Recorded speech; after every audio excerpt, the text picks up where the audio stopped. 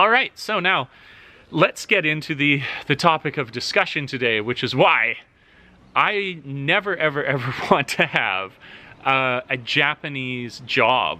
Now, I know what people are immediately thinking, so it's worth making this distinction at the beginning. They would think, well, Dave, you're teaching in Japan, you have a Japanese job. Some people are wise to this anyways, but I should make the distinction early on that that does not mean I have a Japanese job in the way the easy comparison would be, am I treated as a Japanese national would be treated when I go into my job? No. There's basically, it's like a whole subculture of jobs that exist with English teaching that don't put you in that same realm. So I would basically talk about it in the way that I think it all amounts to overwork, and I think far, far too much blending of your personal life into a Japanese job. I'm not even saying that one day I wouldn't, at the job that I work at, that my primary language that I would speak was Japanese. That's that is an aspiration that I have, but I don't want it to be for one of these big Japanese companies. I prefer for it to be in a sort of international role, diplomatic, or kind of creating a bridge between companies, but never, ever, ever directly in one. And it all amounts, like I say, to overwork. And what I think that this is, where it starts from, as so often it does, is a well-intentioned thing, where the Japanese, I've come from Canada where you see a lot of different ethnicities working. I come to Japan and I see the Japanese people working here. I think unequivocally, maybe there's people who work equally as hard, but nobody works harder than the Japanese or have that spirit to work hard. And I think that it's something that just over years of time it's gone too far, where it's no longer about being efficient with your time, it's about how you would spend as much time as you can, and the time becomes the symbol of your work as opposed to the product or the end result of whatever it is that you're doing. So in this search for perfection, they've kind of become inefficient at seeking it out. I also, if I had to hazard a guess, as this is my own opinion, the only one that I have, I think it has to do as well with the whole Japanese history of never quite getting out of feudalism. Didn't know we had a king. I thought we were an autonomous collective. You're fooling yourself. We're living in a dictatorship, a self-perpetuating autocracy in which the working classes... Oh, there you go, bringing class into it again. That's what it's all about. Because there's kind of... Their whole society, much like the Chinese society, is based a lot around Confucianism. And in Confucianism, there's like some really... They call it the 5 relationships, which is basically the relationship to a child to their parents, the parents to like whoever's above them. I can't remember them exactly, but you have this very specific hierarchical system that exists, and it creates harmony within your society. Probably a good thing when humans were organizing themselves early on, but I think it's become somewhat dated. And I say that they haven't abandoned it because I feel like even as Japan has changed, feudal lords in a way have been, or daimyo, have been replaced by these corporations, and people have now taken on this role in the current modern society as though they were still working for a lord, in that same sort of beautiful mindset of giving yourself over to your service, but then it going completely out of balance. And there's a couple of things that I would talk about to highlight this point that you see in the Japanese workplace, where I think it's so good to come to another culture, at any culture, it doesn't matter, because objectivity is an incredible thing. The perfect example is when you have a child growing up, and whatever they're experiencing when they're growing up, with no objective viewpoint, whatever it is that they experience seems absolutely normal to them. But when they grow older and they're able to objectively compare their experience to something else, then they see how some of the things that they might do are kind of crazy. For example, if you were Hugh Hefner's son, I was watching a thing on him recently where his life and what he thought was normal growing up, definitely for anybody objective of that viewpoint would realize that it wasn't, and he came to realize it as well. And just in the same way, when you come over and you live in a foreign culture, because of your objective standpoint, you're able to see things that seem really, really strange. I actually even noticed this in a reverse way when I returned to Canada, and things, because I was so in the culture before, I didn't even think we had a culture as Canadians, but now as I go back and I've been apart from it for a while, I see actually, no, it's hanging from the ceiling, it's everywhere, it's dripping from the walls. There's actually an incredible culture there, but you don't see it so much when you're in it all the time. And so there's a couple of examples that I would use here.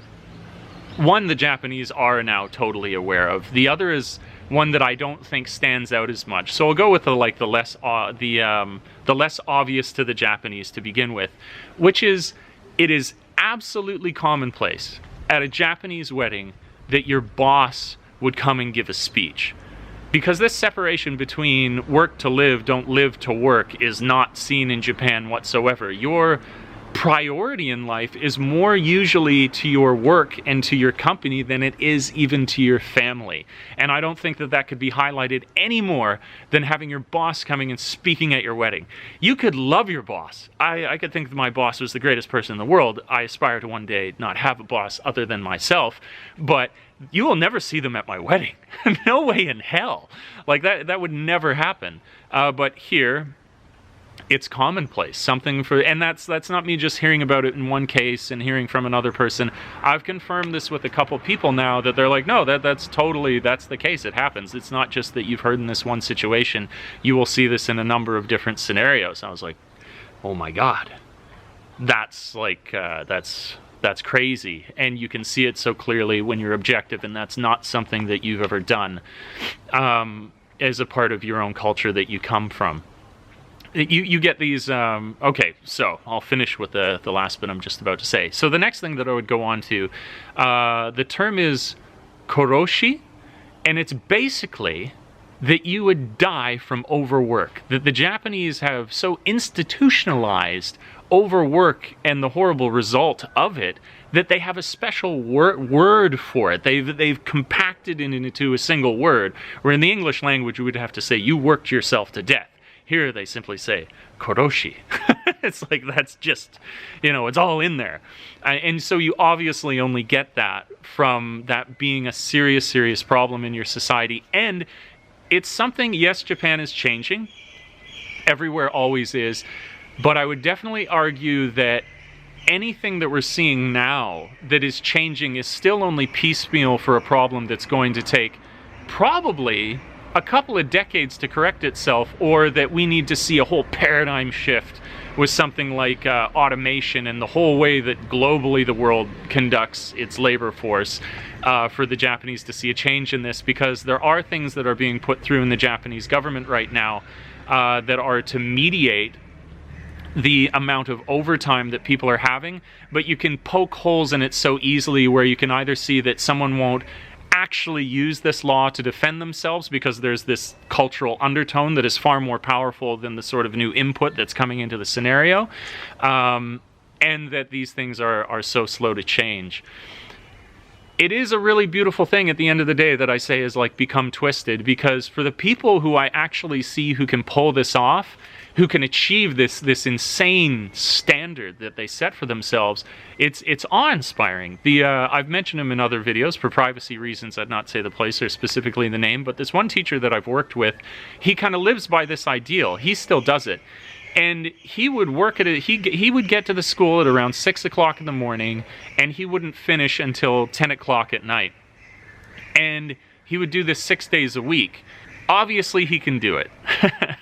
Obviously, he's capable of it, but I think that holding an entire population to the superhuman standard of a few people that are able to achieve it is not healthy. Just because you have 1 in 100 who can do this does not mean that you should then set the standard for your entire population to have that. I think it's really, really unhealthy, and it creates all these imbalances in terms of your family and your social life, where I really do believe in finding something that you're so passionate about that you want to spend time with, but I never think that something should totally override the other, and so clearly in Japan it has. So, I don't want it.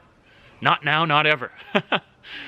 For these reasons that I've discussed now. I think it's really, really important to identify this when you're here as well, because I think a lot of people may come over and they're like, yeah, that's what I want to get into, get in one at Japanese, get into one of these companies, but they haven't considered the whole cultural impact that's going to smack them in the face when it is that they were to get one of these jobs.